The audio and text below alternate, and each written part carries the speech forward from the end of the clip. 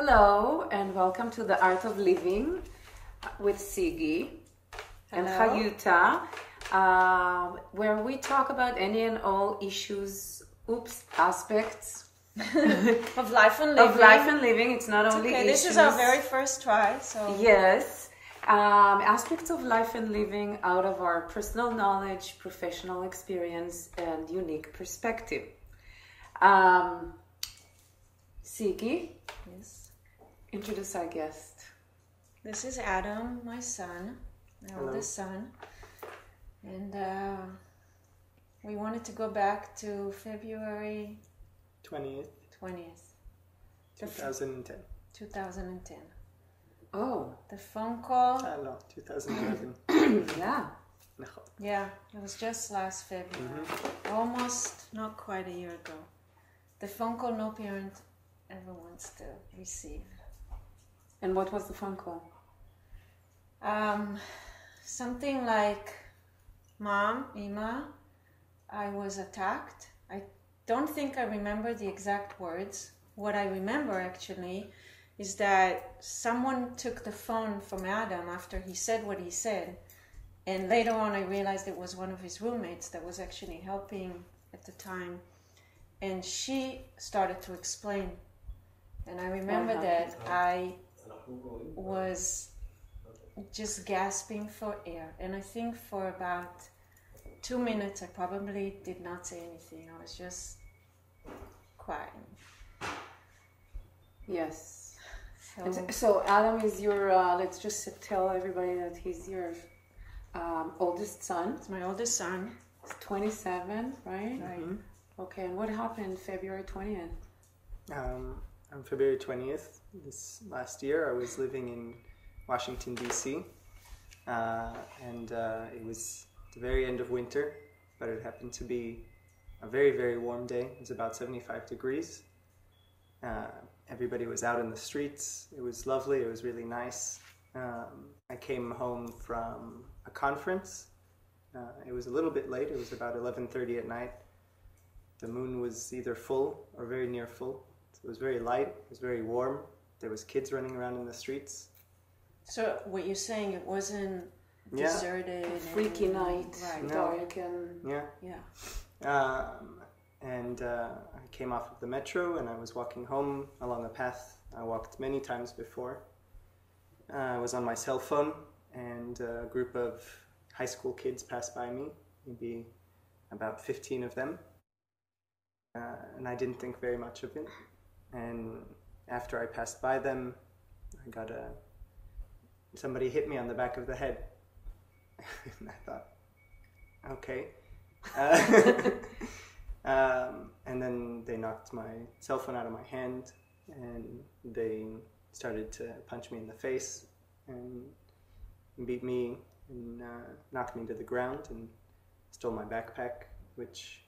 At some point they were all like on top of you, just beating your face. It was probably only about 5 or 6 of them who were actually doing the beating. It wasn't the full group, which contained both guys and girls. Really? Mm-hmm. And do you remember the ones that weren't beating you? Do you remember seeing? What were they doing? Just watching? Or? I guess so. I know. I don't remember. It's all, I don't. I remember what happened, but it's sort of all immediately what was in front of me at the time, and mostly the sensation of pain. I was going to ask if you remember feeling pain. Yeah. And mostly they were hitting your head? Mostly in the face. Kicking? They probably kicked me a few times when I was on the ground. And then they said, give us your backpack. And I struggled for maybe 1 second and I thought, why am I holding onto this backpack? That's not worth it. And I let them take it, and as soon as they got it, they all ran away. So I remember at some point once I came to DC and we were there continuously talking about it. I remember at some point where he was describing being on the ground and how they were beating him, and I remember sort of like there was this silence between us, and I think we were each kind of thinking, were you supposed to fight back? Why didn't you fight back? And I think Adam even like, was I supposed to fight back? I'm not sure. And then at one moment it hit me and I said, wow, I'm so glad you actually didn't fight back. I think it would have turned out, I mean, I don't think you would ever fight back because I don't think it's in you. Mm-hmm. But I think that it probably one of the things that saved him is that he actually did not fight back. And at some point, they just like gave up or something, right? I mean, just kind of see. Yeah. He said they got the backpack, so they wanted to take. Yeah, they wanted to take my stuff. But they could have. I mean, it wasn't all done for the backpack because they could have just so many kids. They could have just taken the backpack without beating after you up. the first beating. Right, without beating you up. Yeah. Mm-hmm. So, do you remember what goes through your mind? Do you remember any? I mean, you said, "Oh," but what? Were you afraid? No, I don't think I was afraid. It was more just a sense of, oh, okay, this is happening now. Not of any particular idea or anything like that. Just, mostly, that I'm getting beat up and that at first I didn't quite understand what was going on, and then as soon as it clicked what was going on, then that so was it's almost like watching it from the side. Yeah. Yeah, a little bit. Interesting. Were you afraid? No, did I ask about fear? I think I asked. Yeah, I mean, I at the end of it, when they all ran off, I was, I wasn't exactly like crying, but I felt like I should be crying, or I was like, I was like near tears, and at first I started to run in the opposite direction of where they had gone. So you just got up and started running away? Yeah, but then my house was in the other way, in that direction, so I started walking there. Okay. And somebody actually stopped and helped you. Yeah. I mean, there's a whole story, and you should say that.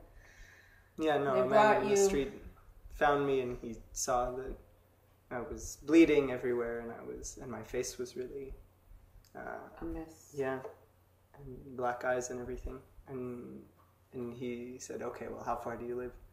I said, "It's just it's close." And he said, "Well, I've got a friend. He's going to bring a truck."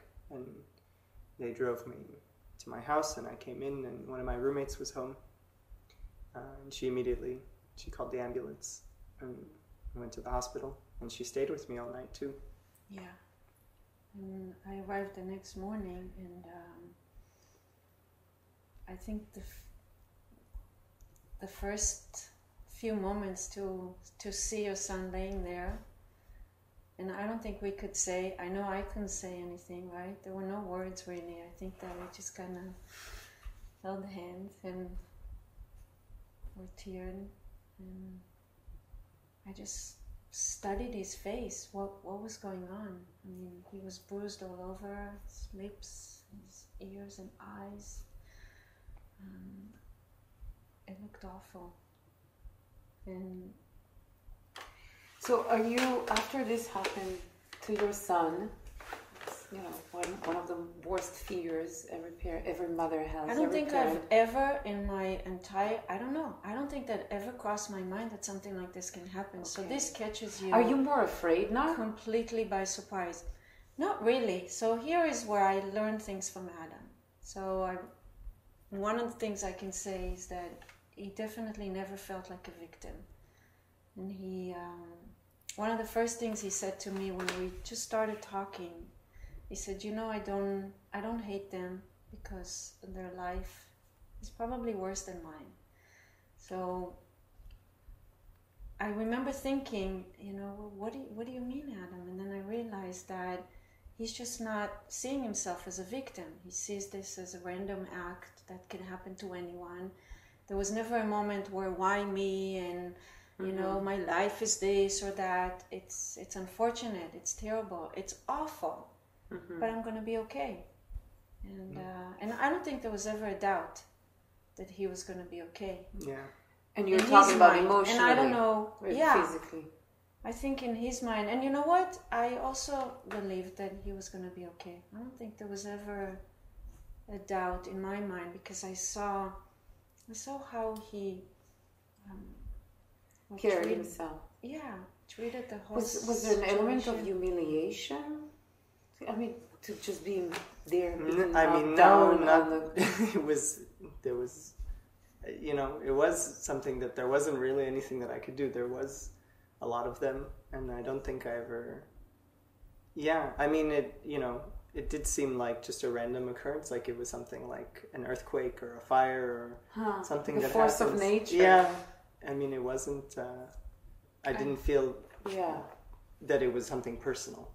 Because I think you said at one point, you were talking to me about, well, Adam's a scientist, so that maybe helps, but you were talking about the fact that if it didn't happen to you, it would have still happened. Mm-hmm. It would have been someone else walking by, Mm-hmm. and it would have happened to them. And that was the way he looked at it, the randomness of it, as opposed to it's all about me.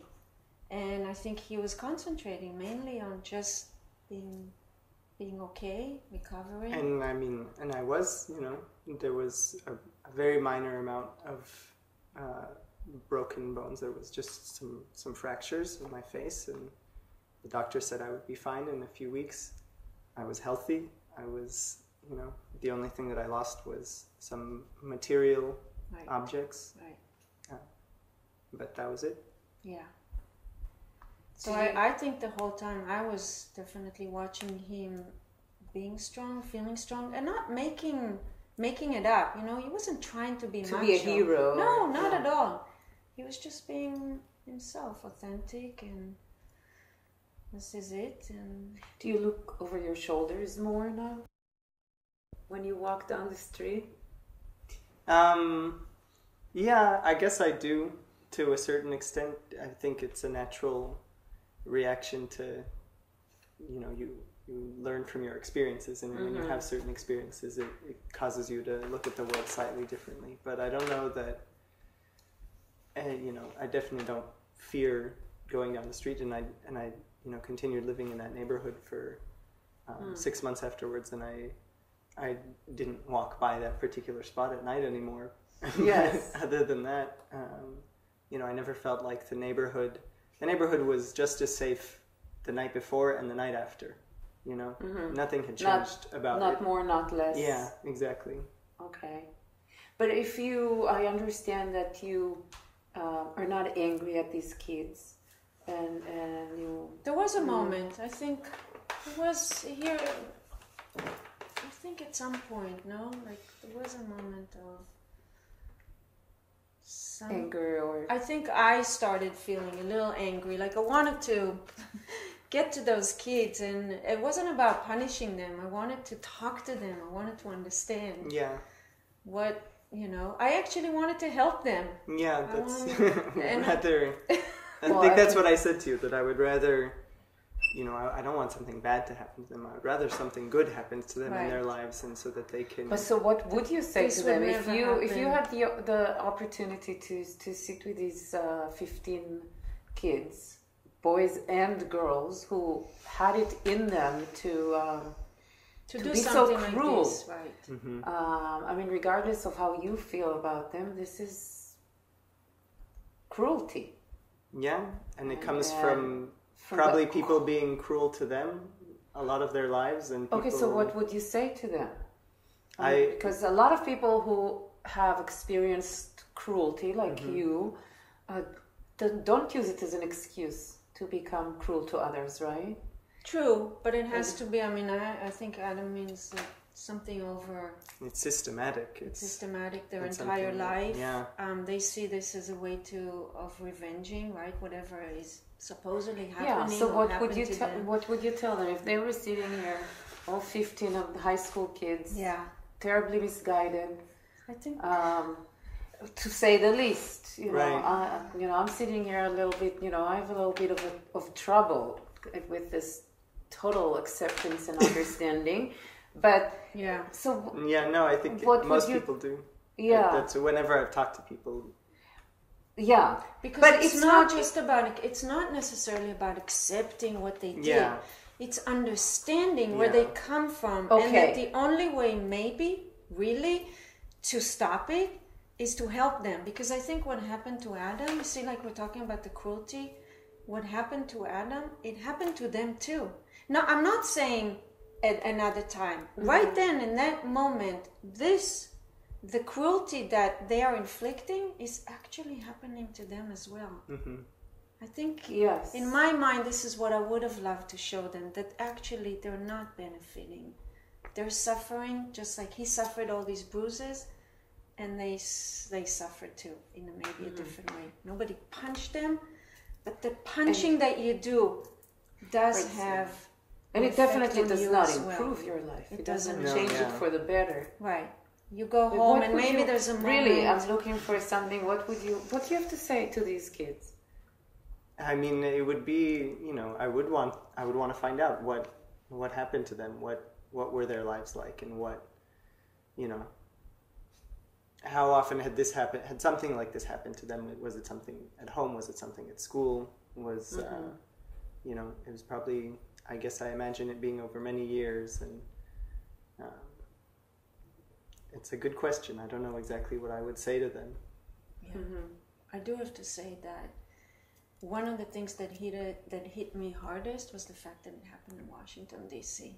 Literally, like, right behind the White House. I mean, metaphorically and almost not, you know, even geographically. And I was thinking, this is the capital city of the United States of America. And I thought, wow, we really do need to do something. This cannot, I mean, this is the capital city of the United States of America. This is what is happening supposedly right there.